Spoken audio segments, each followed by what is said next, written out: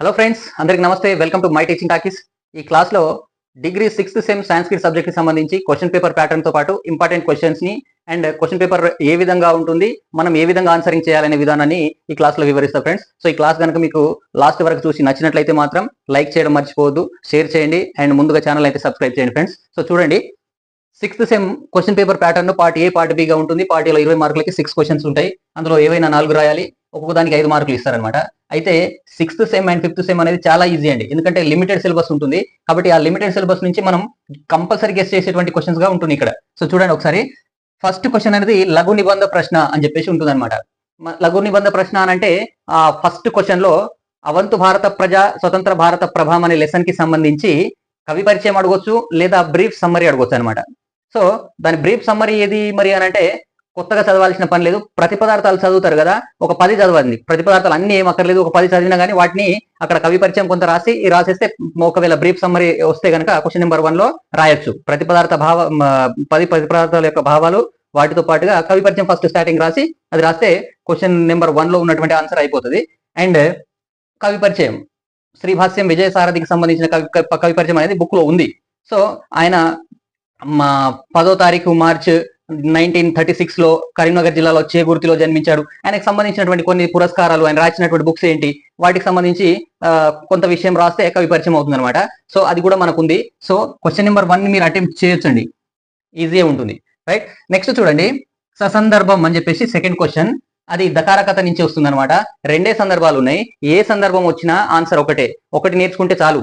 దకారకథ మనం ఇప్పటి వరకు నేర్చుకున్నటువంటి కవి పరిచయాల సందర్భాలంటే లెసన్ ఏముంటది, దానికి గ్రంథం ఉంటది అండ్ మనకు కవి ఉంటాడు. కానీ ఇక్కడ ఇవి ఉపనిషత్తులు, వీటికి కవుల గురించి మనం ఏం రాయమని. దకారకథ అనేది బృహదరణ్యోపనిషత్ నుంచి తీసుకున్నటువంటి పాఠ్యభాగం. బృహదరణ్యోపనిషత్ అనేది 6 భాగాలుగా చేయబడితే అందులో 3 కాండాలు ఉంటాయి అనమాట. అందులో ఖిలాకాండం నుంచి తీసుకున్న పాఠ్యభాగం అని కవి పరిచయం రాసి సందర్భము భావం రాసేయండి, ఈజీగానే ఉంటుంది. సో 2 సందర్భాలు ఉన్నాయి, ఏదో ఒకటి చదువుకున్నా ఆన్సర్ అదే అని గుర్తుంచుకోండి. సో మనం డెఫినెట్ గా ఈ క్వశ్చన్ కూడా రాయొచ్చు. సెకండ్ క్వశ్చన్ అయిపోయింది, 4 క్వశ్చన్లు రాయాలి. నెక్స్ట్ చూడండి, మహాకవి శాస్త్రకార విభాగం అని చెప్పేసి అన్నారు. మహాకవులు మనకు 6 ఉన్నారు. బుక్ లో 6 మెంబర్స్ ఉంటారు. ఆ 6 members very very important. Question paper లో ఆ 6 ఉంటారు అనమాట. కాబట్టి మీరు ఆ మహాకవి శాస్త్రకార విభాగం అనేది చదువుకుంటే పార్ట్ ఏలోనే 2 క్వశ్చన్లు రాయొచ్చు, పార్ట్ బిలో 2 రాయొచ్చు. కాబట్టి very very important. Aryabhata, Bhaskaracharya, Shankaracharya and మనకు హర్షవర్ధన ఉన్నాడు, ఇవి భాష, ఇవన్నీ భాస్కరాచార్య కూడా ఉన్నాడు. సో ఇవన్నీ కూడా వెరీ వెరీ ఇంపార్టెంట్ క్వశ్చన్స్. ఇవి 6 గురించి చదవండి. పార్ట్ ఏలో 2 క్వశ్చన్లు కవర్ అయిపోతాయి, పార్ట్ బిలో 2 క్వశ్చన్లు కవర్ అయిపోతాయి. సో మహాకవి శాస్త్రకార విభాగం క్వశ్చన్ నెంబర్ 3 అండ్ 6 ఉంటుంది అనమాట. ఇక్కడ మీరు రాయాల్సిన 4 అయిపోయినాయి. ఇక అడిషనల్ కావాలనుకున్నప్పుడు ఏం చేయండి అని అంటే, అలంకారాలు ఉన్నాయి. అలంకారాలు పార్ట్ ఏలో ఒకటి వస్తుంది, పార్ట్ బిలో 4 ఇస్తాడు, ఏవైనా 2 రాయాల్సి ఉంటుంది. సో పార్ట్ బిలో రాస్తాం కానీ అక్కడ ఆల్టర్నేటివ్ లేదు, కంపల్సరీ రాయాల్సిందే. పార్ట్ ఏలో మేము రాయలేమనుకుంటే పార్ట్ బి కోసమే చదివాలో ఏవైనా 4 చదువుకుంటే సరిపోతుంది. ఓకే, ఏవైనా 4 చదువుకుంటే పార్ట్ బి కవర్ అవుతుంది. మిగిలినవి ఒకటి వస్తే ఇక్కడ మాత్రం మనం వదిలేసిన దాంట్లోంచి రావచ్చు, అదృష్టం ఉంటే ఆ 4 ఇక్కడ కూడా రావచ్చు అనమాట. కాబట్టి మనం ఇలా గెయిన్ చేయొచ్చు. లేదు అనుకుంటే ఇంకో ఆల్టర్నేటివ్ ఉంది, నచికేతోపాఖ్యానం లెసన్. వెరీ వెరీ ఈజీ, చాలా ఈజీగా ఉంటుంది అనమాట. యముడికి నచికేతుడికి మధ్యన కన్వర్జేషన్స్ జరుగుతూ ఉంటాయి, అవే సందర్భాల రూపంలో ఉంటాయి. 9 ఉన్నా కానీ, సందర్భాలు 9 ఉన్నా కానీ చాలా ఈజీ, ఒక్కసారి చదివేసినా వచ్చేస్తాయి మీకు. సో నేనైతే దీన్ని మీకోసం ప్రిఫర్ చేస్తా. సో నచికేతోపాఖ్యాన సందర్భాలు అనేవి కూడా నేర్చుకుంటే మీకు 5 క్వశ్చన్స్ నేర్చుకోండి. ఒకటి స్పేర్ గా ఉండాలి ఎప్పుడైనా సరే.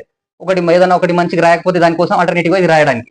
సో ఫ్రెండ్స్, నచికేతోపాఖ్యానం అనేది కూడా మనకి ఉపనిషత్తు నుంచి తీసుకున్న పాఠ్యభాగం, కఠోపనిషత్తు నుంచి తీసుకున్నటువంటి పాఠ్యభాగం అది. రైట్, కాబట్టి ఈ 5 క్వశ్చన్స్ మీరు పార్ట్ ఏలో రాయడానికి ఆస్కారం ఉండేటువంటి ఈజీగా ఉండేటువంటి క్వశ్చన్స్ ఇవి. నెక్స్ట్ పార్ట్ బి చూడండి.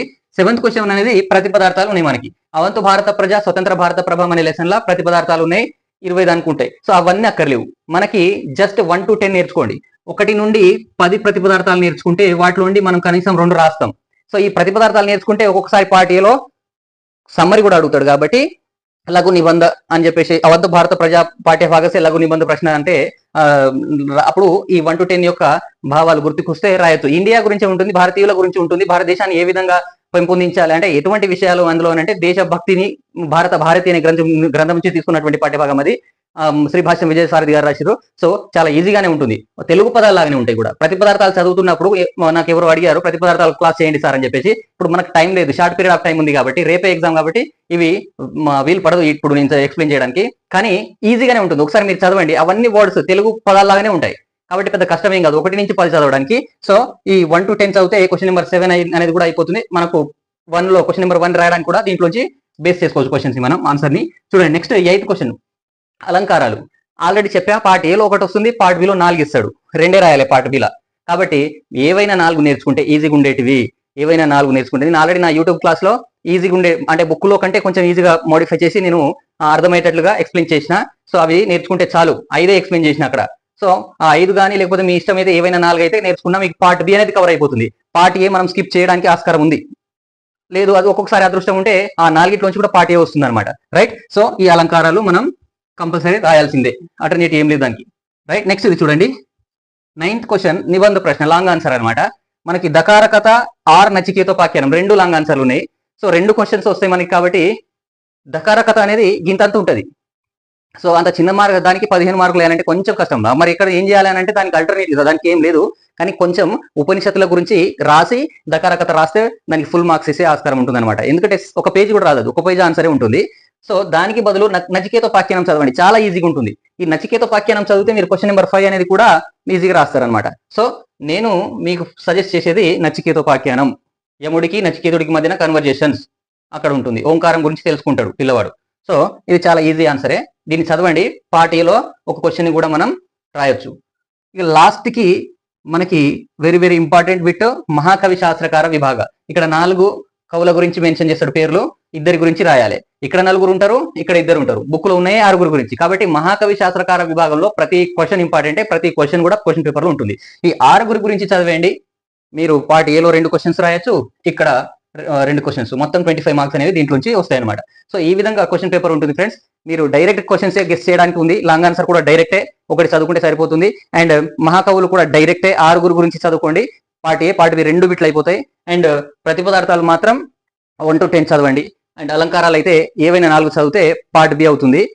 పార్ట్ ఏలో చదవాలనుకుంటే 6 వరకు చదవండి, ఏదో ఒకటి ఇక్కడ కూడా రాయొచ్చు.